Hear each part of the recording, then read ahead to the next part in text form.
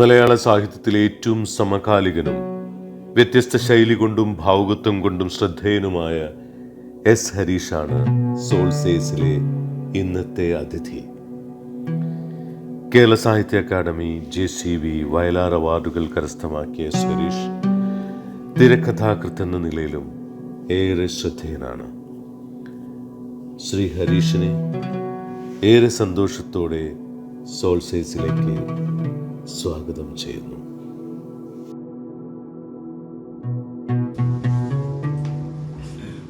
എന്നെ സംബന്ധിച്ചിടത്തോളം ഞാൻ ഒരിക്കലും ഒരു എഴുത്തുകാരനാകണം എന്ന് വിചാരിച്ച ഒരാളല്ല. ഒരിക്കൽ പോലും വിചാരിച്ചിട്ട് എഴുത്തുകാരനാകുമെന്ന് കരുതിയിട്ടില്ല ജീവിതത്തിൽ. കാരണം എനിക്ക് പരിചയമുള്ള ലോകത്ത് എഴുത്തുകാരെ ഇല്ലായിരുന്നു. ഞാൻ ചെറുപ്പം പോലെ കാണുന്ന വൃത്തത്തിൽപ്പെട്ട ആൾക്കാരും എഴുത്തുകാരല്ല. ഒരു എഴുത്തുകാരനെ പോലും എനിക്ക് പരിചയമില്ലായിരുന്നു. പക്ഷേ ചെറുപ്പം പോലെ നമുക്ക് വായനയുണ്ടായിരുന്നു, വായനയുടെ ഒരു താല്പര്യം ഉണ്ടായിരുന്നു. നീണ്ടൂർ ഗ്രാമീണ ലൈബ്രറി ഉണ്ട്, വായനശാലയുണ്ട്. അവിടെ പോവുക, പുസ്തകങ്ങൾ വായിക്കുക. ആദ്യം വായിക്കുന്നത് തീർച്ചയായിട്ടും ദൂരപ്പെട്ട പുസ്തകങ്ങളൊന്നുമല്ല. നമ്മൾ മംഗളം, മനോരമ ഒക്കെ വായിച്ച് ഒരു കോട്ടയംകാരൻ എന്നുള്ള രീതിയിൽ ഇത് കൂടുതൽ നമുക്ക് ലഭ്യമാവുമല്ലോ, വായിച്ചുകൊണ്ടിരുന്ന ആളാണ്. അത് കഴിഞ്ഞ് പതുക്കെ ലൈബ്രറികളിലോട്ട് എത്തുന്നു. ഇപ്പം എന്താ പറയുന്നത്, മാത്യുമറ്റം, അവിടുന്ന് കയറി പതുക്കെ കെ സുരേന്ദ്രൻ, ജി വിവേകാനന്ദൻ എന്ന് പറഞ്ഞ അന്നത്തെ ഹിറ്റായിട്ടുള്ള ലൈബ്രറി കൂടുതൽ വിറ്റു പോകുന്ന എഴുത്തുകാരുണ്ട്. അവരുടെ പുസ്തകങ്ങളൊക്കെ വായിക്കുന്നു. അപ്പോൾ ഒരു ഘട്ടത്തിൽ പോലും നമ്മൾ വായിക്കും എന്നുള്ളതല്ലാതെ എഴുതും എന്ന് വിചാരിച്ചിട്ടേ ഇല്ല. പിന്നെ ഒരു സമയത്ത് അന്ന് ഈ ലൈബ്രറിയിൽ അന്ന് കലാകൗമുദി വരും.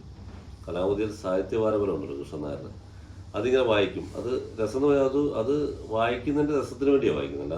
അതിൻ്റെ സാഹിത്യത്തിൻ്റെ വാരപരം അറിയാൻ വേണ്ടിയല്ല നമ്മൾ വായിക്കുന്നത്. അപ്പോൾ വായിക്കുമ്പോൾ അദ്ദേഹം അതിനകത്ത് പറഞ്ഞ ചില കാര്യങ്ങളുണ്ട്. ചില കഥകൾ വളരെ മനോഹരമായ കഥകളെന്ന് അദ്ദേഹം ചിലത് പറയും, ചില ട്രാഷാണെന്ന് പറയും. അപ്പോൾ ഇത് നമ്മൾ വായിച്ചു നോക്കും, അദ്ദേഹം പറയുന്ന കഥകൾ വായിച്ചു നോക്കും. അപ്പോൾ അതിൽ കൂടെ ഒരു എന്താണ് വായിക്കേണ്ടതെന്നൊരു പതുക്കെ ഉദാഹരണം കിട്ടുന്നു. പതുക്കെ അങ്ങനെ വായന മുന്നോട്ട് കൊണ്ടുപോകുന്നു. കുറച്ച് ട്രാൻസ്ലേഷനുകൾ ആ കാലഘട്ടത്തിൽ ഞാൻ കൂടുതൽ വായിച്ചിട്ടുണ്ട്. ബംഗാളി എന്നുള്ള ട്രാൻസ്ലേഷൻ ഉണ്ട്, പതർ പാഞ്ചലി, പിന്നെ അപരാജിതൻ, അദ്ദേഹത്തിൻ്റെ തന്നെ അപരാജിതൻ്റെ ട്രാൻസ്ലേഷൻ, ദസ്തേവ്സിയുടെ പുസ്തക ട്രാൻസ്ലേഷൻ, ഇങ്ങനെ ട്രാൻസ്ലേഷനുകൾ ധാരാളമായിട്ട് വായിക്കുന്നു. അങ്ങനെ ഒരു ജീവിതകാലയളവാണ് നമുക്കുണ്ടായിരുന്നത്. അവിടുന്ന് എഴുത്തെന്ന് പറയാൻ എൻ്റെ ഓർമ്മയിലെ ഫസ്റ്റിലത്തെ അത് എഴുത്തെന്ന് പോലും പറയാൻ പറ്റില്ല. എഴുത്ത് സംബന്ധിച്ചൊരു അനുഭവം. അന്ന് 10ാം ക്ലാസ്സിൽ ഈ നമ്മൾ SLC ബുക്ക് തയ്യാറാക്കുമ്പോൾ അതിൽ നമ്മുടെ എക്സ്ട്രാ കരിക്കുലർ ആക്ടിവിറ്റീസ് എന്ന് പറഞ്ഞ ടീച്ചർ എഴുതി ചേർക്കും. അപ്പോൾ ടീച്ചർ വെറുതെ എൻ്റെ SLC ബുക്ക് അത്തോണ എനിക്ക് കിട്ടിയപ്പോൾ അതിൽ എഴുതി ചേർത്തിരിക്കുന്നു, കഥാമത്സരത്തിന് സമ്മാനം കിട്ടിയെന്ന് പറഞ്ഞ് എഴുതി ചേർത്തിരിക്കും. സത്യത്തിൽ ഞാൻ അങ്ങനെ കഥാമത്സരത്തിൽ പങ്കെടുത്തിട്ടുമില്ല, എനിക്ക് സമ്മാനം കിട്ടിയിട്ടുമില്ല. പക്ഷേ അതൊരു വിധി പോലെ നമ്മുടെ ജീവിതത്തിൽ പിന്നെ ഒരു യാഥാർത്ഥ്യമായിട്ട് വന്നൊരു കാര്യമാണ്.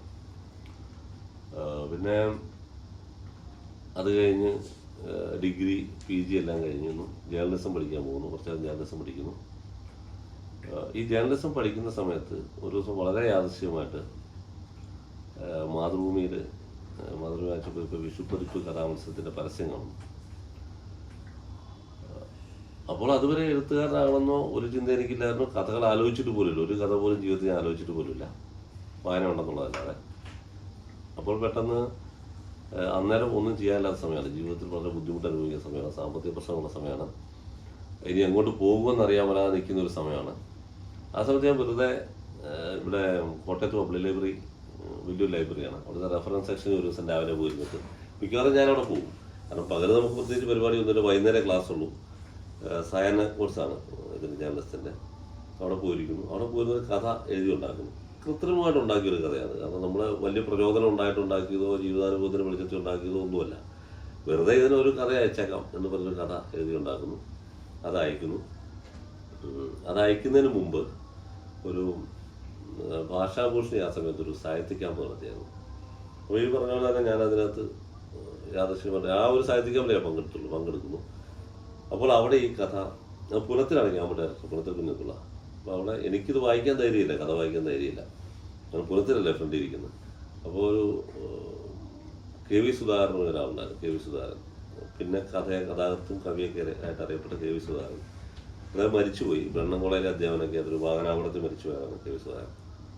സുധാകരൻ ഞാൻ അവിടെ വെച്ച് പരിചയപ്പെടുന്നു. അപ്പോൾ സുധാകരനാണ് ആ കഥ അവിടെ വായിക്കുന്നത്. എനിക്ക് വായിക്കാനുള്ള ആംബിയറില്ലാത്തത് സുധാകരൻ അത് വായിക്കുന്നു. പൂരത്തിന് എന്തോ ഒരു അഭിപ്രായം അതിനെക്കുറിച്ച് പറഞ്ഞു. നല്ലതാണോ ചീത്തയാണോ പുള്ളി എന്നും തൊടാതെ ഒരു അഭിപ്രായം പറഞ്ഞു. എന്തോ ഒരു എല്ലാവരും കൂടെ ചിരിച്ചു. അത് കഴിഞ്ഞത് മാതൃഭൂമിയുടെ വിഷു പരിപ്പ് മത്സരത്തിന് അയക്കുന്നു. അപ്പോൾ അവിടെ അതിന് പുരസ്കാരം കിട്ടുന്നു. അതിങ്ങനെ മാതൃഭൂമിയിൽ അടിച്ചു വരുന്നു. അതാണ് ആദ്യം പ്രസിദ്ധീകരിച്ച കഥ. അത് കഴിഞ്ഞു. അപ്പോഴും നമ്മുടെ വഴി എഴുത്ത് വഴിയാണെന്ന് നമ്മൾ തീരുമാനിച്ചിട്ടില്ല. നമ്മൾ യാദൃശ്യമായിട്ട് അങ്ങനെ അയച്ചു വന്നു എന്നുള്ളത് ഉള്ളതെന്ന് തീരുമാനിച്ചിരിക്കുന്നു. അത് കഴിഞ്ഞ് കുറേ കാലം കൂടെ അങ്ങനെ പോയി, ഒന്നും എഴുതാതെ പോയി. പിന്നെ കുറച്ച് കാലം കഴിഞ്ഞപ്പോഴത്തേക്കും നമ്മൾ ലൈഫിൽ നമുക്ക് ചെയ്യാൻ പറ്റുന്നൊരു കാര്യം എന്താണെന്ന് നമ്മൾ സ്വയം തിരിച്ചറിയുന്നൊരു പരിപാടി ഉണ്ടല്ലോ. കുറച്ച് കഴിയുമ്പോൾ നമ്മളെന്താണ് ആകെപ്പാടെ നമുക്ക് ആത്മവിശ്വാസത്തോടെ ചെയ്യാൻ പറ്റുന്ന ഒരേ ഒരു കാര്യമേ ഉള്ളൂ എന്ന് ഒരാളെ തിരിച്ചറിഞ്ഞൊരു സമയമുണ്ടല്ലോ ജീവിതത്തിൽ. അത് എല്ലാവർക്കും അങ്ങനെ ഒരു അവസരം ഉണ്ടെന്നാണ് വിചാരിക്കുന്നത്. അങ്ങനെ തിരിച്ചറിഞ്ഞൊരു സമയത്താണ് ഞാൻ പിന്നെയും എഴുതാൻ തീരുമാനിക്കുന്നത്. അന്നേരം ഈ മിഷ എന്ന കടുവക്കുട്ടി എന്നൊരു കഥയുണ്ട്. അതെൻ്റെ ഒരു സുഹൃത്തൻ്റെ ഒരു കസിൻ ഉണ്ണികൃഷ്ണൻ കടന്നൂർ എന്ന് പറഞ്ഞു. അദ്ദേഹം ഇപ്പോൾ കഥയൊക്കെ എഴുതാറുണ്ട്. മറ്റേ മലയാളത്തിലൊക്കെ മാതൃഭൂമിയിലൊക്കെ കീഴിൽ അദ്ദേഹത്തിൻ്റെ ഒരു കഥ വന്നിരുന്നു. അദ്ദേഹം അന്ന് കഥ എഴുതുന്നുണ്ട്. പിന്നെ കുട്ടികൾക്ക് വേണ്ടിയുള്ള പ്രസിദ്ധീകരണങ്ങൾ അദ്ദേഹം എഴുതുന്നുണ്ട്. ഈ ബാലരമ, ബാലഭൂമിയൊക്കെ അദ്ദേഹം എഴുതുന്നുണ്ട്. അപ്പോൾ അദ്ദേഹത്തിൻ്റെ ഒരു തൊഴിൽ പരിസരം വെച്ച് ഞാൻ കഥ എഴുതുന്നു. അതാണ് ഈ മിഷ എന്ന കടുവക്കുട്ടി. അത് മാതൃഭൂമിയിൽ ഞാൻ അയച്ചു കൊടുക്കുന്നു. അത് മാതൃഭൂമി പ്രസിദ്ധീകരിക്കുന്നു. അങ്ങനെയാണ് രണ്ടാമത് ഒരു ഈ മാതൃഭൂമി മത്സരത്തിന് ശേഷം 3-4 വർഷത്തിന് ശേഷം എഴുത്തിൻ്റെ വഴിയിലോട്ട് വരുന്നത്. അത് കഴിഞ്ഞ് രസവിദ്യയുടെ ചരിത്രം എന്ന് പറഞ്ഞ കഥ. അന്ന് ഇന്ത്യ ടുഡേ എന്ന് പറഞ്ഞ പ്രസിദ്ധീകരണം, ഇന്ത്യ ടുഡേ മലയാളം എന്നൊരു പ്രസിദ്ധീകരണമുണ്ട്. അതിനകത്താണ് വർക്ക് ചെയ്യുന്നത് സുന്ദർദാസ് എന്ന് പറഞ്ഞ എഡിറ്ററുണ്ട്, ഷാജി ജേക്കബ് എന്ന് പറഞ്ഞ ഇവിടെ ശങ്കര യൂണിവേഴ്സിറ്റി ചെയ്യുന്ന ഡോക്ടർ ഷാജി ജേക്കബ് ഉണ്ട്. അപ്പം അവരൊക്കെ എൻ്റെ എഡിറ്റോറിയൽ ബോർഡുണ്ട്. എനിക്ക് വരെ അറിയാൻ പറ്റില്ല. അപ്പം ഞാനിങ്ങനെ കഥ എഴുതുന്നു, രസവിദ്യയുടെ ചരിത്രം എന്ന കഥ എഴുതുന്നു, അവർക്ക് അയക്കുന്നു, അതിൽ പ്രസിദ്ധീകരിച്ച് വരുന്നു. കാരണം ഇന്ത്യയുടെ പ്രസിദ്ധീകരിച്ച് വരുന്ന അന്ന് വലിയ സംഭവമാണ്. കാരണം അന്ന് ടി പത്മനാഭനൊക്കെയാണ് അതിനകത്ത് എഴുതുന്നത്. അവർ വലിയ എഴുത്തുകാരുടെ കാര്യങ്ങൾ അവർ പ്രസിദ്ധീകരിക്കാറുള്ളൂ. ഞാൻ യാദൃശ്യമായിട്ട് അയച്ചു കൊടുക്കുന്നു, അവർ പെട്ടെന്ന് പ്രസിദ്ധീകരിക്കുന്നു. അപ്പോൾ നമ്മൾ വളരെ ഹാപ്പിയാവും. പക്ഷേ എന്നെ സംബന്ധിച്ച് മുമ്പേ പറഞ്ഞ പോലെ തന്നെ നമ്മുടെ നാട്ടിൽ വായനക്കാരധികമില്ല. ഞാൻ എഴുത്തുകാരെ അധികം കണ്ടിട്ടില്ല. അപ്പം എനിക്ക് ഇതിൻ്റെ പ്രതികരണം എന്താണെന്ന് എനിക്ക് അറിഞ്ഞൂടെ. ഈ കഥ വരുന്നു, ഈ കഥയെക്കുറിച്ച് ആൾക്കാർ എന്ത് ചിന്തിക്കുന്നു എന്ന് എനിക്കൊരു പിടിയില്ല. ഞാനന്ന് വൈകുന്നേരം ലൈബ്രറിയിൽ പോകുന്നു. ലൈബ്രറിയിൽ ചെല്ലും നമ്മൾ ആകാംക്ഷയോടെ നോക്കുമ്പോഴത്തേക്ക് ഒരാളൊരു കാർന്നൊരു ഇന്ത്യ ടുഡേ എടുക്കുന്നു. പുള്ളി ഇങ്ങനെ ഇന്ത്യ ടുഡേ എടുത്തപ്പോഴേ പുറകിലോട്ടാണ് പുള്ളി പോകുന്നത്. പുറകിലാണല്ലോ പെണ്ണുങ്ങളുടെ പടമുള്ള. അതൊക്കെ പുള്ളി ഇങ്ങനെ മറിച്ച് നോക്കി, ചെറിയ തുണ്ട് പടങ്ങളൊക്കെ ഉള്ള പോലെയുള്ള പടങ്ങളൊക്കെ പുള്ളി ഇങ്ങനെ മറിച്ച് നോക്കി. എന്നിട്ട് ഈ കഥയിലോട്ട് എത്തുന്നു. ഞാൻ ഇങ്ങനെ മാറി നോക്കുകയാണ്. കഥയിലോട്ട് എത്തി പുള്ളി ഒരു പേജ് വായിച്ചിട്ട് പിന്നെ പുള്ളി മറിച്ച് കിട്ടും, വായിക്കുന്നത് വെച്ച് മറിച്ച് കിട്ടും. അങ്ങനെ എനിക്കതിന് ഒരു പ്രതികരണം കിട്ടിയില്ല. അത് കഴിഞ്ഞ് വലിയ ചുടുകാട് എന്ന് പറഞ്ഞ കഥ അതിനകത്ത് പ്രസിദ്ധീകരിക്കുന്നു, ഇന്ത്യ ടുഡേ തന്നെ. പിന്നെ കുറച്ച് കഥകൾ, 1-2 കഥകൾ അതിൽ മാതൃഭൂമി വരുന്നു. ആ സമയത്താണ് ഒരു തോമസ് മുണ്ടശ്ശേരി എന്ന് പറഞ്ഞൊരു തോമസ് മുണ്ടശ്ശേരിയുടെ പേരിലൊരു പുരസ്കാരം കറണ്ട് ബുക്സ് കൊടുക്കും, തൃശ്ശൂർ കറണ്ട് ബുക്സ്. അപ്പോൾ ഒരു ദിവസം തന്നെ തൃശ്ശൂർ കറണ്ട് ബുക്സിലെ ജോണി വിളിക്കുന്നു. ജോണി വിളിച്ചിട്ട് പറഞ്ഞു, അതിന് നിങ്ങളുടെ രസവിദ്യയുടെ ചരിത്രം എന്ന് പറഞ്ഞ കഥയ്ക്കാണ് പുരസ്കാരം എന്ന് പറയുന്നു. അങ്ങനെ ആണ് അത് കറണ്ട് ബുക്സാണ് പ്രസിദ്ധീകരിക്കുക, തൃശ്ശൂർ കറണ്ട് ബുക്സ്. ഇത് അത് കഴിഞ്ഞപ്പോൾ അവർ പറയുന്നു, ഇത് നമുക്ക് കഥാസമാഹാരമായിട്ട് ഇറക്കാം. ഒരു 8-9 കഥകളുണ്ട്. അത് ചേർത്ത് രസവിദ്യയുടെ ചരിത്രം എന്ന് പറഞ്ഞ കഥാസമാഹാരം ഇറങ്ങുന്നു. അത് കഴിഞ്ഞ് ആ സമയത്ത് തന്നെ ഒരു 1-2 കഥകളുടെ മലയാളം വാരികയിലും മനോരമ വാർഷിക പതിപ്പിലും അങ്ങനെ 1-2 കഥകൾ വരുന്നു. ആ ഒരു സമയത്ത് എനിക്ക് കഥ എഴുത്തിലൊരു പ്രതിസന്ധി വന്നു കിട്ടും. കാരണം നമ്മളെപ്പോഴും ഒരു നവീകരിക്കാനാണല്ലോ ശ്രമിക്കുന്നത്. നമ്മൾ എഴുതുന്ന കാര്യങ്ങൾ നമുക്കതിൻ്റെ കുറവുകൾ നമുക്ക് കൃത്യമായിട്ട് അറിയാം. എഴുതുന്ന കാര്യങ്ങളുടെ കുറവുകൾ നമുക്ക് കൃത്യമായിട്ട് അറിയാം. അത് ഏത് എഴുത്തുകാരും അറിയാമെന്ന് ഞാൻ വിചാരിക്കുന്നത്, പുറമേ എന്ത് പറഞ്ഞാലും. അതിൻ്റെ ഒരു സ്റ്റേജിൽ എനിക്ക് തോന്നി, ഇത് ഞാൻ എഴുതുന്നതിനകത്തൊരു ചെറിയ പ്രശ്നമുണ്ടല്ലോ, ജനുവിനായ കാര്യമല്ലല്ലോ ഞാൻ എഴുതുന്നത്, എവിടെയോ ഒരു കള്ളത്തരം ഉണ്ടല്ലോ എന്നൊക്കെ എനിക്ക് തോന്നുന്നു. എഴുത്തിങ്ങനെ വഴിമുട്ടി നിൽക്കുന്നു ആ സമയത്ത്. പിന്നെ ഒരുപാട് ജീവിത ബുദ്ധിമുട്ടുകൾ കാര്യങ്ങളെല്ലാം കൊണ്ട് എഴുത്ത് വഴിമുട്ടുന്നു, ജോലി കിട്ടുന്നു, അതിലോട്ട് തന്നെ അങ്ങ് പോകുന്നു. പിന്നെ ഒരു ഏതാണ്ട് 8-9 വർഷത്തോടെ എനിക്ക് എഴുതാൻ പറ്റിയില്ല. വളരെ കുറച്ചുപോലും എഴുതാൻ പറ്റിയില്ല. ഒരു എഴുതി തുടങ്ങിയ ഒരാളെ സംബന്ധിച്ച് എഴുതാതിരിക്കുക എന്ന് പറഞ്ഞാൽ വളരെ ഒരു പേഴ്സണലി നമ്മൾ കുറച്ച് ഡിപ്രഷൻ പോലെ പോകുന്നൊരു സ്റ്റേജാണ്. അങ്ങനെ പോയെന്നറിയാൻ പറഞ്ഞത്. പക്ഷെ നമ്മൾ മനസ്സിൽ നമ്മൾ വേറൊരാളായിട്ട് ജീവിക്കേണ്ടി വരിക എന്ന് പറയുന്നത് വളരെ ബുദ്ധിമുട്ടുള്ള കാര്യമാണ്. അപ്പോൾ എൻ്റെ ഭാര്യ പിൽക്കാലത്ത് പറഞ്ഞ ആ സമയത്ത് ഞാൻ വേറൊരാളായിരുന്നു എന്നാണ് പറഞ്ഞത്. അപ്പം നമ്മൾ എഴുതാതിരുന്ന സമയത്ത് എനിക്ക് വായന പോലും അല്പം പോലും ഇല്ലായിരുന്നു, വളരെ കുറച്ച് വായന ഉണ്ടായിരുന്നു. അത് കഴിഞ്ഞ ഒരു ഘട്ടത്തിൽ ഒരു ദിവസം എന്നെ യാദൃശ്യമായിട്ട് ഞാനിനി എഴുതുന്നില്ല എന്ന് തന്നെയാണ് തീരുമാനിച്ചിരുന്നു. മാതൃഭൂമിയിലെ കമൽറാം സജീവ് ഒരു ദിവസം എന്നെ വിളിക്കുന്നു. വളരെ എനിക്ക് പരിചയമൊന്നുമില്ല. പുള്ളി വിളിച്ചിട്ട് പറയുന്നു, ആ സമയത്ത് കെ വേണുവിൻ്റെ ഒരു പുസ്തകം ഇറങ്ങിയായിരുന്നു മലയാളത്തിൽ. അപ്പോൾ അതിനെക്കുറിച്ചൊരു റിവ്യൂ മാതൃഭൂമിയിൽ എഴുതി കൊടുക്കണം. അത് പുള്ളി എന്നെ വിളിക്കാൻ കാരണം വേണു തന്നെ പുള്ളിയോട് പറഞ്ഞു, ഹരീഷ് എഴുതിക്കോളൂ അതിനെക്കുറിച്ച്. വേണു അങ്ങനെ പറയാനൊരു കാരണമുണ്ട്. അതിനൊരു 2-3 വർഷം മുമ്പ് ഈ മലയാളം വാരിക ഓരോ മലയാളത്തിലെ ഒരു മൗലിക ചിന്തയുള്ള ആൾക്കാരെ കുറിച്ച് ഒരു ആർട്ടിക്കിൾ പ്രസിദ്ധീകരിച്ചായിരുന്നു. അപ്പോൾ എൻ്റെ ഒരു സുഹൃത്ത് അവിടെ ഉണ്ട്, ഇന്ദുശേഖർ എന്ന് പറഞ്ഞൊരു സുഹൃത്ത് അവിടെ ജോലി ചെയ്യുന്നുണ്ട്. ഇന്ദുശേഖർ പറഞ്ഞിട്ട് വേണുവിൻ്റെ പുസ്തകങ്ങളെ കുറിച്ച് ഞാനാണ് എഴുതിയത്. അതിനകത്ത് വേറെ പ്രത്യേകിച്ച് താല്പര്യമൊന്നും ഉണ്ടായിട്ടില്ല, അങ്ങനെ എഴുതിയെന്നുള്ളൂ. അപ്പോൾ അതുകൊണ്ട് പുള്ളിക്ക് അത് ഓർമ്മ നിന്നുകൊണ്ട് പുള്ളി പറഞ്ഞു ഹരീഷിൻ്റെ റിവ്യൂ എഴുതിക്കോളെന്ന് പറഞ്ഞിട്ട് ഞാൻ ആ പുസ്തകത്തിൻ്റെ റിവ്യൂ എഴുതി കൊടുക്കുകയും അവരുടെ അത് പ്രസിദ്ധീകരിക്കുകയും ചെയ്തു. അപ്പം അതോടുകൂടി എനിക്ക് അക്ഷരം എഴുതാനുള്ള ഒരു ബുദ്ധിമുട്ട് മാറി കിട്ടി. ഒരു 8-9 വർഷത്തെ ബുദ്ധിമുട്ട് മാറി കിട്ടി. ഉടനെ തന്നെ അടുത്ത കഥ, പിന്നെ എനിക്കൊരു പെട്ടെന്നൊരു ആവേശമായി അടുത്ത കഥ എഴുതുന്നു. മാന്ത്രിക എന്ന് പറഞ്ഞ കഥ മാതൃഭൂമിക്ക് അയച്ചു കൊടുക്കുന്നു, അത് പ്രസിദ്ധീകരിക്കുന്നു. പിന്നെ തുടരെ ഒരു 8-10 കഥകൾ വരുന്നു. അത് ഈ പറഞ്ഞ പോലെ ആദം എന്ന സമാഹാരമായിട്ട് ഇവരിറക്കുന്നു, DC ഇറക്കുന്നു. അതോടുകൂടിയാണ് ഒരു പക്ഷേ എനിക്ക് എൻ്റെ വഴി എഴുത്താണെന്ന് ഏതാണ്ടൊന്ന് തിരിച്ചറിയുന്നൊരു സമയം അതാണ്. ആദ്യം എഴുതുന്നു. അതിനുശേഷം അപ്പോൾ ഞാൻ ആദ്യം എഴുതി കഴിഞ്ഞ സമയത്ത് എൻ്റെ ഒരു ആഗ്രഹം ചെറുപ്പം പോലെ നോവൽ എഴുതണമെന്നൊരു എഴുത്താണെന്ന് എഴുതിലോട്ട് തിരിഞ്ഞ സമയത്തൊക്കെ നോവൽ എഴുതണമെന്നൊരു ആഗ്രഹമുണ്ടായിരുന്നു. കാരണം ഞാൻ ഏറ്റവും വായിച്ചിട്ടുള്ള നോവലുകളാണ്. ആദ്യം എഴുതി കഴിഞ്ഞൊരു നോവൽ ഞാൻ തുടങ്ങി വെച്ചിട്ട് ഒരു 12 അധ്യായങ്ങളൊരു നോവൽ, ഒരു ഏകദേശം ഒരു മീഡിയം വലിപ്പമുള്ള നോവൽ എഴുതി. നമ്മുടെ നാട്ടിലെ ഒരു കഥയും കാര്യങ്ങളൊക്കെ വെച്ച് നോവൽ എഴുതിയിട്ടത് കുറച്ച് സുഹൃത്തുക്കളെ കാണിച്ചു. വളരെ അടുപ്പമുള്ള 2 സുഹൃത്തുക്കളെ കാണിച്ചു. ഒന്ന് സന്തോഷ് കുമാർ, എനിക്കത് പരിചയമുണ്ട്. സന്തോഷ് കുമാറിനെ ഈ മറ്റേ മുണ്ടശ്ശേരി പുരസ്കാരം കിട്ടിയ സമയത്ത് ഞാൻ പരിചയം, പുള്ളിയുടെ ജൂറിയിലൊന്നും ഉണ്ടായിരുന്നു, പരിചയപ്പെടുകയൊക്കെ ചെയ്തിരുന്നു. ഉണ്ണിയാറിനെ എനിക്ക് ആ സമയത്ത് അറിയായിരുന്നു, ഉണ്ണിയെ കാണിച്ചു. പിന്നെ നമ്മൾ മരിച്ചുപോയ KV അനൂപ് എന്ന് പറഞ്ഞ് എഴുത്താണ്, KV അനൂപിനെ കാണിച്ചു. അപ്പോൾ ഇവർ 3 പേര് ഏക സ്വരത്തിൽ പറഞ്ഞു ഈ സാധനം കൊള്ളുകയെന്ന് പറഞ്ഞു. ഞാനത് ഉപേക്ഷിച്ചു. ആ പരിപാടി നോവല് പ്രസിദ്ധീകരിച്ചിട വിട്ടു. അപ്പോൾ സന്തോഷ് കുമാർ എന്നോട് പറഞ്ഞിരുന്നു, നമ്മളൊരു സാധനം ഉപേക്ഷിച്ച് കഴിഞ്ഞാൽ ചില സമയത്ത് പിന്നെ അത് തിരിച്ചു വരും. നമ്മളൊരു കഥ നമ്മുടെ മനസ്സിൽ തോന്നി, ചിലപ്പോൾ അത് എഴുതിയാൽ ശരിയായില്ലായിരിക്കും, ചിലപ്പോൾ ഒരു 8-10 വർഷത്തിന് ശേഷം വേറെ തരത്തിൽ അത് ആലോചിക്കാൻ പറ്റും. അപ്പോൾ ഇത് ഞാൻ വിട്ടു. അത് കഴിഞ്ഞ് വേറൊരു നോവൽ എഴുതാൻ വേണ്ടി പ്ലാൻ ചെയ്തു. അതും ഒരു കുറച്ച് ഭാഗം എഴുതിയാൻ വിട്ടു. അത് കഴിഞ്ഞാണ് അപ്പോൾ ചെറുപ്പം പോലെ കുട്ടനാടിനെ കുറിച്ച് എഴുതണം എന്നൊരാഗ്രഹം എനിക്കുണ്ടായിരുന്നു. കാരണം കുട്ടനാട് ഒരുപാട് പ്രത്യേകമുള്ള സ്ഥലമാണ്, മനുഷ്യനുണ്ടാക്കിയെടുത്ത സ്ഥലമാണ്, ജലനിരപ്പിന് താഴെ കൃഷി ചെയ്യുന്ന സ്ഥലമാണ്, ഒരുപാട് മിത്തുകളും കഥകളും ഒക്കെയുള്ള വേറെ തരം മനുഷ്യൻ ജീവിക്കുന്ന സ്ഥലമാണ്. അപ്പോൾ അതിനെക്കുറിച്ച് എഴുതണം എന്നൊരാഗ്രഹം ഉണ്ടായിരുന്നു. ഈ മീശയ്ക്കകത്ത് മീശ എന്ന് പറഞ്ഞ കഥാപാത്രം, മീശ ബാവച്ചൻ എന്ന കഥാപാത്രം ഞങ്ങളുടെ നാട്ടിൽ ജീവിച്ചുകൊണ്ടിരുന്നൊരു മനുഷ്യനാണ്. അപ്പോൾ അദ്ദേഹത്തെ ചെറുപ്പം പോലെ എനിക്കറിയാം. പക്ഷെ അദ്ദേഹത്തിൻ്റെ കൂടുതൽ ഡീറ്റെയിൽസ് എനിക്ക് അറിഞ്ഞുകൂടായിരുന്നു. എനിക്കറിയാവുന്ന ഒരാൾ, മിക്കവാറും കാണുന്ന ഒരാൾ. അപ്പോൾ എൻ്റെ അച്ഛനൊരു കടയുണ്ടായിരുന്നു, ആ കടയിലൊക്കെ സ്ഥിരം വരികയും അച്ഛനൊരു മനുഷ്യൻ, എന്നെ കണ്ടാൽ വല്ലപ്പോഴും സംസാരിക്കുന്ന ഒരാളായിരുന്നു. അപ്പോൾ അദ്ദേഹത്തിൻ്റെ ജീവിതത്തിലെ ഒരു കഥ എന്നോട് വേറൊരാൾ പറയുകയാണ്. അയാൾ ഇങ്ങനെയാണ് അയാൾ മീശ വെച്ചത്, ഒരു നാടകത്തിൽ പോലീസുകാരൻ്റെ വേഷം കെട്ടുകയാണ് മീശ വെച്ചത്. അതെനിക്കൊരു ഒരു വഴിത്തിരിവായിരുന്നു അയാൾ ആ കഥ പറഞ്ഞത്. അപ്പോൾ അത് വെച്ച് അതും എൻ്റെ ആദ്യം ആലോചിച്ച നോവലുമായിട്ട് വളരെ സാമ്യം ഉണ്ടായിരുന്നു ഈ കഥയായിട്ട്. അപ്പോൾ എനിക്കത് മുന്നോട്ട് കൊണ്ടുപോകാൻ പറ്റി. വളരെ എനിക്ക് ആത്മവിശ്വാസത്തോടെ മുന്നോട്ട് കൊണ്ടുപോകാനും അതിനെ ആ കഥയ്ക്കകത്ത് കുട്ടനാടിനെ കൊണ്ടുവരാനും പറ്റി. അങ്ങനെയാണ് മീശയുടെ എഴുത്തിലോട്ട് പതുക്കെ വരുന്നത്. അതിനുവേണ്ടി പിന്നെ ഒരു കുറച്ച് കാലം ഞാൻ കുട്ടനാട് മുഴുവൻ നടന്നു.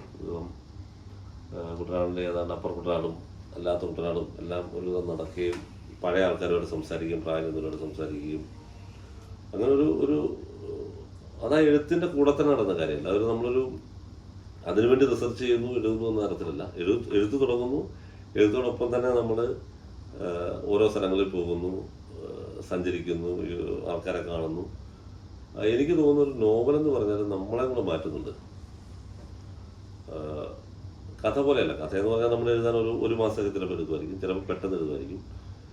അത് പെട്ടെന്നങ്ങ് തീർന്നു പോവുകയും ചെയ്യും. കഥ എഴുതാൻ ബുദ്ധിമുട്ടാണ്, അല്ലെന്നല്ലേ പറയാം. പക്ഷെ നോവൽ എന്ന് പറയുമ്പോൾ വലിയൊരു ക്യാൻവാസ്, ഒരുപാട് കഥാപാത്രങ്ങൾ, ഒരു ജീവിതം ജീവിക്കുന്ന പോലെ തന്നെയാണ്. ഒരു ജീവിതം ഫുൾ ജീവിതം ജീവിക്കുന്ന പോലെയാണ്. നമ്മൾ അതിൻ്റെ കൂടെ പോകുന്നു. അത് നമ്മളെ മാറ്റുന്നുണ്ട്, നമ്മുടെ ചിന്താഗതിയെ മാറ്റുന്നുണ്ട്, നമ്മളെ രാഷ്ട്രീയത്തെ ചിലപ്പോൾ മാറ്റും, ആൾക്കാരുടെ സമീപനത്തെ മാറ്റും. പിന്നെ നമ്മൾ ഒരു നോവൽ എഴുതി തുടങ്ങുമ്പോൾ നമ്മുടെ മനസ്സിലൊരു പ്ലാൻ കാണും. ഇങ്ങനെ നോവൽ തുടങ്ങണം, ഇങ്ങനെ അവസാനിപ്പിക്കണം. എന്നൊക്കെ ഏതാണ്ടൊരു പ്ലാൻ കാണും. പക്ഷേ ഒരിക്കലും നോവൽ നമ്മളെ പിടി നിൽക്കാറില്ല. കുറച്ച് കഴിയുമ്പോൾ അത് പിടിവിട്ട് വേറെ വഴിക്ക് പോകും. നമ്മൾ ഉദ്ദേശിക്കുന്നിടത്തായിരിക്കും നോവൽ അവസാനിക്കുന്നത്. അത് നോവല് മാറും, ആ കൂട്ടത്തിൽ നമ്മളും മാറും. അങ്ങനൊരു ചേഞ്ച് അക്കാര്യത്തിൽ മീശയുടെ കാര്യത്തിലേക്ക് ഉണ്ടായിട്ടുണ്ട്. എന്നെ മാറ്റിയിട്ടുണ്ട്, എൻ്റെ എഴുത്ത് രീതിയെ മാറ്റിയിട്ടുണ്ട്. അതുപോലെ അത് കഴിഞ്ഞ് ആഗസ്റ്റ് 17 എഴുതുമ്പോഴും അതുപോലെ തന്നെയാണ്. ചരിത്രം എന്നെ സംബന്ധിച്ച് ഞാൻ ചെറുപ്പം പോലെ വായിച്ചുകൊണ്ടിരുന്നൊരു കാര്യമാണ്, നന്നായിട്ട് ഫോളോ ചെയ്തുകൊണ്ടിരുന്നൊരു കാര്യമാണ് ചരിത്രം. അപ്പോൾ അതിനെ ഒന്ന് മറിച്ചിടുന്നൊരു നോവൽ എഴുതണം എന്നുള്ളത് എൻ്റെ വേറൊരു താല്പര്യമായിരുന്നു. അങ്ങനെ അത് പതുക്കെ ആ നോവലിട്ട് വരുന്നു. അത് ഈ പറഞ്ഞ പോലെ ഒരു 2-3 വർഷം എടുത്ത് പൂർത്തിയാക്കുന്നു. അതിൻ്റെ എഴുത്തും എന്നെ മാറ്റിയിട്ടുണ്ട്, തീർച്ചയായിട്ടും നമ്മളെ മാറ്റിയിട്ടുണ്ട്. അത് നമ്മുടെ ഒരു നോവൽ കഴിയുമ്പോൾ നമ്മുടെ എഴുത്ത് രീതി മാറുന്നുണ്ട്. ഇപ്പോൾ സയൻസ് പറയുന്ന 6 മാസം കൂടുമ്പോൾ നമ്മുടെ ശരീരത്തിലെ എല്ലാ കോശങ്ങളും മാറുന്നുണ്ടെന്ന് പറയുന്നത് എന്ന് പറഞ്ഞ പോലെ അതുകൊണ്ട് ഒരു 3 വർഷം എടുക്കുമ്പോൾ നമ്മൾ തന്നെ എത്രയോ തവണ മാറുന്നുണ്ട്. ആ ഒരു മാറ്റം ഉണ്ടാകുന്നുണ്ട്. ഇങ്ങനെയാണ് ഞാൻ എൻ്റെ എഴുത്തിലോട്ട് പ്രവേശിക്കുകയും എഴുത്ത് തുടർന്നുമായൊരു കാര്യമാണ് ഞാൻ പറഞ്ഞത്. ഇതുപോലെ തന്നെ സിനിമയിലോട്ട് വരുന്നതും വളരെ യാദൃശ്ചികമായിട്ടാണ് സിനിമ വരുന്നത്. സിനിമേൻ്റെ സ്വപ്നത്തിലും ഉണ്ടായിരുന്നൊരു കാര്യമല്ല.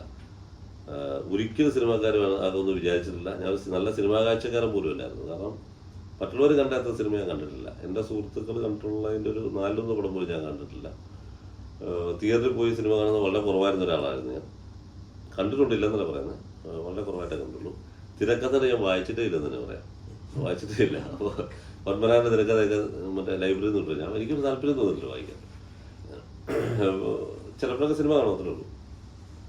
അങ്ങനെയൊക്കെ ഒരു ദിവസം ഈ അപൂർവമായിട്ട് ചിലരൊക്കെ കഥ നമ്മൾ വന്നു കഴിയുമ്പോൾ ചിലർ പറയുന്നുണ്ട് സിനിമയാക്കാമെന്നൊക്കെ ചിലർ പറയാറുണ്ട്. പക്ഷേ ഇത് ഒരു മോഹത്തിൻ്റെ പുറത്ത് പറയുന്ന പലപ്പോഴും നമുക്കറിയാം. ഒരു മോഹമായിട്ട് ആൾക്കാർ ഇങ്ങനെ പറയുന്നത് സിനിമ എടുക്കാം, എല്ലാ എഴുത്തുകാരോടും അങ്ങനെ ആൾക്കാർ പറയും. അപ്പം ചിലരൊക്കെ അങ്ങനെ പറയാറുണ്ട്. നമ്മളത്ര എടുക്കാറുള്ളൂ. അത് കഴിഞ്ഞ് ഒരു തവണ സഞ്ജു സുരേന്ദ്രൻ എന്ന് പറഞ്ഞൊരു സംവിധാനം, സഞ്ജു, ഇപ്പം എൻ്റെ ഒരു സുഹൃത്തുണ്ട് രേഖാരാജ് എന്ന് പറഞ്ഞ്, മലയാളത്തിലെ അത്യാവശ്യം അറിയപ്പെടുന്ന ചിന്തയാക്കിയുള്ള ആളാണ് രേഖാരാജ്. രേഖ എൻ്റെ സുഹൃത്ത് രേണുകുമാറിൻ്റെ വൈഫാണ്. അപ്പോൾ രേഖ സഞ്ജുവിൻ്റെ ഫ്രണ്ടാണ്. അപ്പോൾ ഒരു ദിവസം രേഖ എന്നെ വിളിക്കുന്നു, എൻ്റെ ഒരു കൂട്ടുകാരന് ഒരു സിനിമയാക്കാൻ താല്പര്യമുണ്ട്, നിര്യാതരായി എന്ന് പറയുന്ന ഇതിനകത്തൊരു കഥയുണ്ട്, അതാണ് അദ്ദേഹത്തിന് താല്പര്യം എന്ന് പറയുന്നത്. അപ്പോൾ ഞാൻ ഇതുപോലെ തന്നെ ഞാൻ വിചാരിച്ചിട്ടുള്ളത്, വെറുതെ പറയുന്നതായിരിക്കും, ആൾക്കാരിങ്ങനെ പറയുമല്ലോ. അപ്പോൾ ഒരു ദിവസം സഞ്ജു രേഖയും കൂടെ എന്നെ കാണാൻ വീട്ടിൽ വരുന്നു. അപ്പോൾ ഞാനന്ന് നീണ്ടൂരല്ല, ഒരു മണ്ണക്കാടെന്ന് പറയുന്ന സ്ഥലത്തൊരു വാടകയ്ക്ക് താമസിക്കുന്നു. അവിടെ എന്നെ വരുന്നു, കാണുന്നു, ഞങ്ങളെ സംസാരിക്കുന്നു. അപ്പോൾ സഞ്ജു പറയുന്നത് ചെയ്യാൻ ആഗ്രഹമുണ്ട്. ഞാൻ പറയുന്നു ഓക്കെ, നിങ്ങൾ താല്പര്യമുള്ള നിങ്ങൾ ചെയ്തു, എനിക്ക് കുഴപ്പമൊന്നുമില്ല എന്ന് പറയുന്നത്. ഞാൻ പറയുന്നു ഞാൻ നടക്കുമെന്ന് വിചാരിക്കുന്നില്ല. അപ്പോൾ സഞ്ജു അതിൻ്റെ പുറകെ വിടാതെ പിന്തുടർന്ന ആളാണ്. കുറച്ച് കഴിഞ്ഞ് സഞ്ജു പറയുന്നു ആ കഥ തന്നെ സിനിമയാക്കാൻ ഇത്തിരി ബുദ്ധിമുട്ടുണ്ട്, വേറെ 2 കഥകളോട് കൂട്ടി അതിനകത്തുള്ള മാന്ത്രികമാരും പിന്നെ ഒരു കഥയും കൂടെ ഉണ്ട്, ഈ 3 കഥയും കൂട്ടി നമുക്ക് സിനിമയാക്കാമെന്ന് പറയും. ഞാൻ പറഞ്ഞു ഓക്കെ, എനിക്ക് എന്നെ അത് ബാധിക്കുന്ന കാര്യമല്ലോ, ആയിക്കോട്ടെ ചെയ്തോട്ടെ എന്ന് ഞാൻ പറയുന്നു.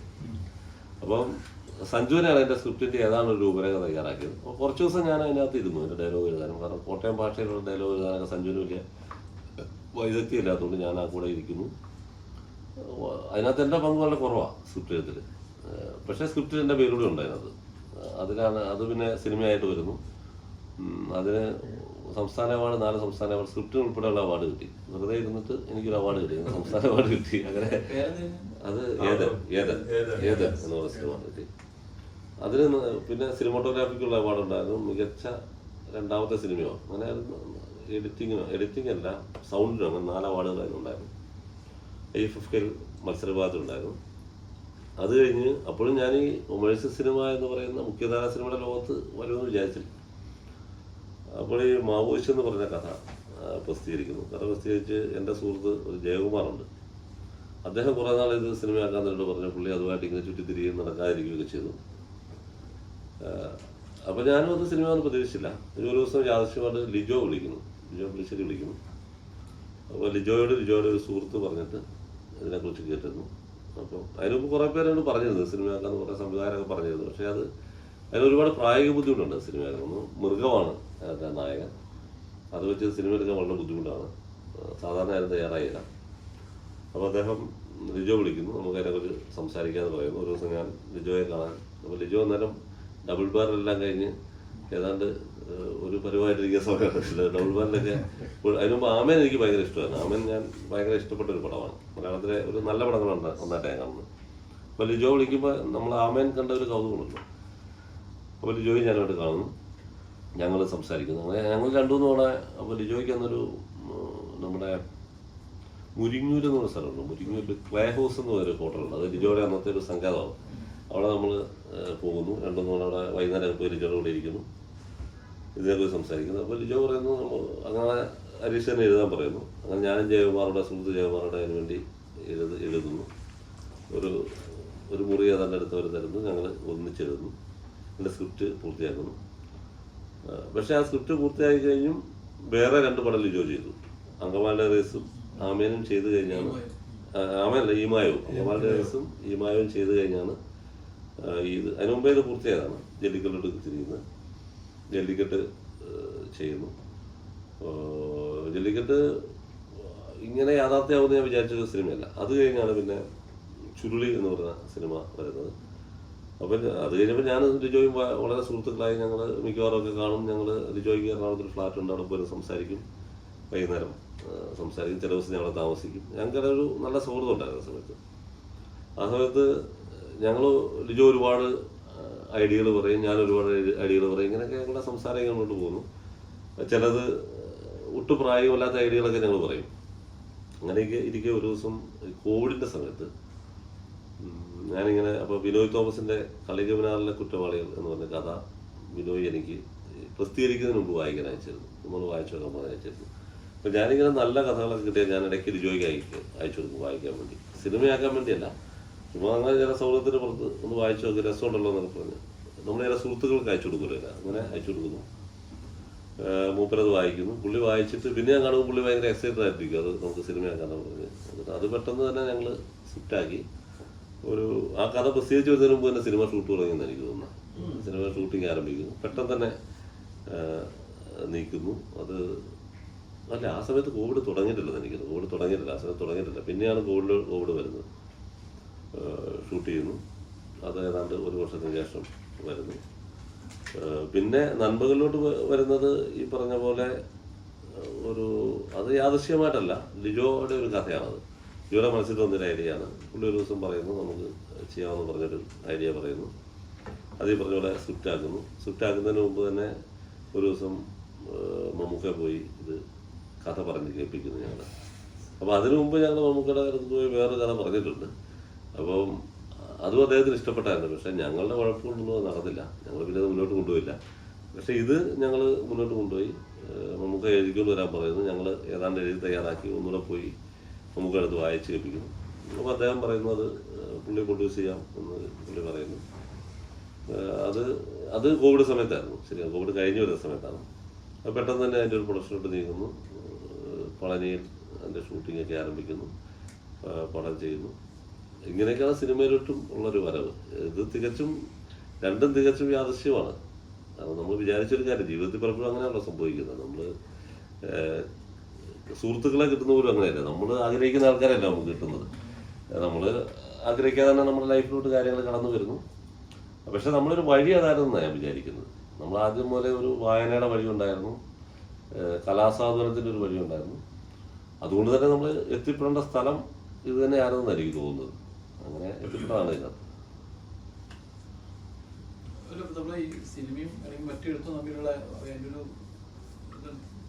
സിനിമയിലും മറ്റേ നമ്മുടെ വ്യത്യാസം അതെല്ലാവരും പറയുന്ന കാര്യമാണ്. ഇപ്പം നമ്മുടെ ഒരു കഥ എഴുതുന്നു, നോവൽ എഴുതുന്നു എന്ന് പറയുമ്പോൾ അത് നമ്മുടെ മാത്രം കാര്യമാണ്.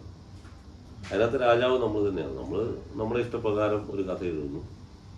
ഏത് ക്രാഫ്റ്റ് നമുക്ക് സ്വീകരിക്കാം, ഏത് കഥാപാത്രങ്ങളെ സ്വീകരിക്കാം, അത് പ്രസിദ്ധീകരിക്കണോ വേണ്ടോ എന്ന് പത്രാധിപരും അല്ല പ്രസാധകനൊക്കെ തീരുമാനിക്കും.